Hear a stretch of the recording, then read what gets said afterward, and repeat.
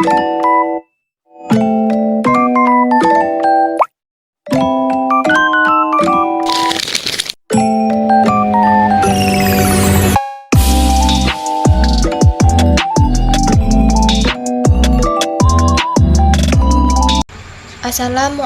warahmatullahi wabarakatuh. Materi hari ini yaitu konsep pendidikan menurut Quran surat Al-Jumu'ah ayat 9-11. A'udzu billahi minasyaitonir rajim. Bismillahirrahmanirrahim.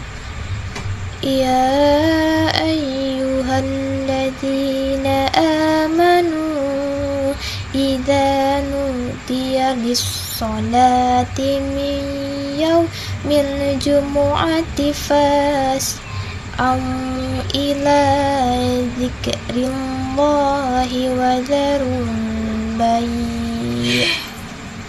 Dzalikum khairul lakum in kuntum ta'lamun. Fa idza qudiyatis sholatu fantashiru fil ardi wabtaghu min fadlillahi wadhkurullaha katsiran la'allakum tuflihun. Wa idza ra'aw tijaratan aw lahwan faddu ilaiha wa tarakuka qa'ima. Qul ma 'indallahi khairum minallahwi wa minat tijarah. Wallahu khairur raziqin. Shadaqallahul azim. Terjemahan Quran surat Al-Jumu'ah ayat 9-11. Wahai orang-orang yang beriman, apabila telah disuruh untuk melaksanakan salat pada hari Jumat, maka segeralah kamu dengan Allah dan tinggalkanlah jual beli. Yang demikian itu lebih baik bagimu jika kamu mengetahui. Apabila salat telah dilaksanakan, maka bertabaranlah kamu di bumi. Carilah karunia Allah dan ingatlah Allah banyak-banyak agar kamu beruntung. Dan apabila mereka melihat perdagangan atau permainan, mereka segera menuju kepadanya dan mereka tinggalkan engkau Muhammad sedang berdiri berkhotbah. Katakanlah, apa yang ada di sisi Allah lebih baik daripada permainan dan perdagangan, dan Allah pemberi rezeki yang terbaik. Asbabun nuzul Quran surat Al-Jumu'ah ayat 9-11.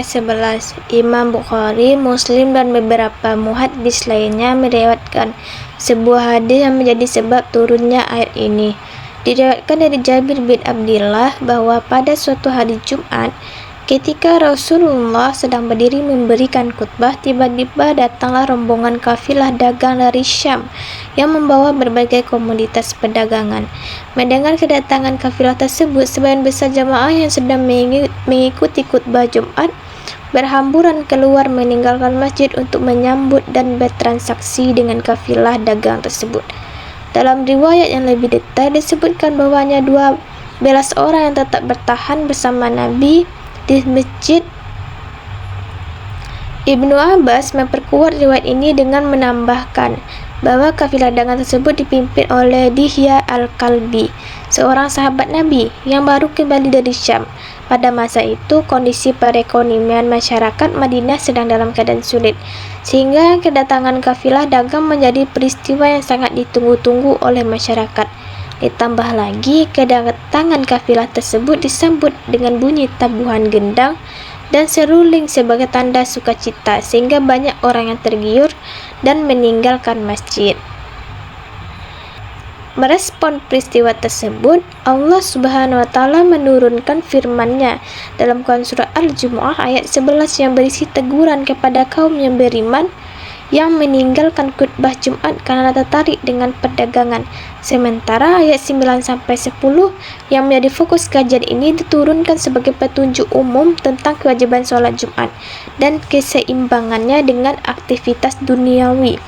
Menurut Wahbah al-Zuhaili, meskipun secara langsung ayat 11 yang mengandung kritik terhadap peristiwa tersebut, namun ayat 9 dan 10 merupakan prolog yang memberikan panduan komprehensif tentang sikap seorang mukmin dalam menghadapi dilema antara ibadah dan kegiatan ekonomi. Nilai yang terkandung dalam ayat 9 sampai 11. Dari ayat 9 yang pertama, pendidikan prioritas dan manajemen waktu.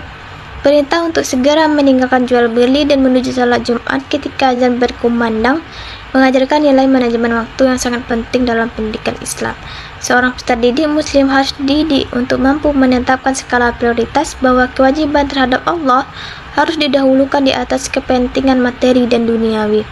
Kedua, pendidikan respon terhadap seruan kebenaran.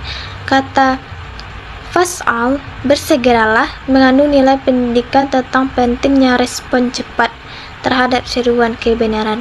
Dalam pendidikan, ini bermakna bahwa peserta didik harus dilatih untuk tidak menunda-nunda dalam merespon panggilan ilmu, kebaikan, dan kebenaran.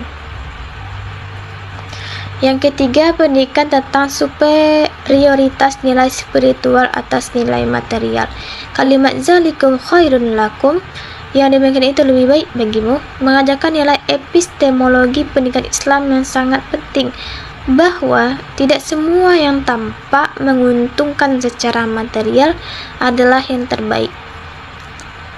Kemudian dari ayat 10. Yang pertama, pendidikan keseimbangan dan zikir.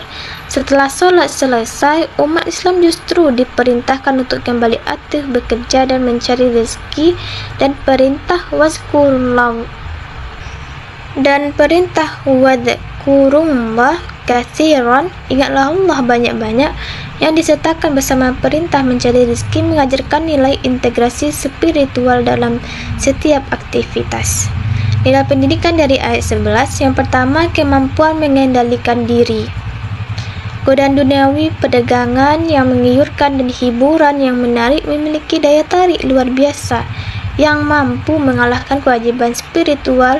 Nilai terbaik yang harus ditanamkan adalah kemampuan mengendalikan diri dari godaan duniawi yang bersifat sementara demi menunaikan kewajiban yang lebih besar dan bernilai abadi.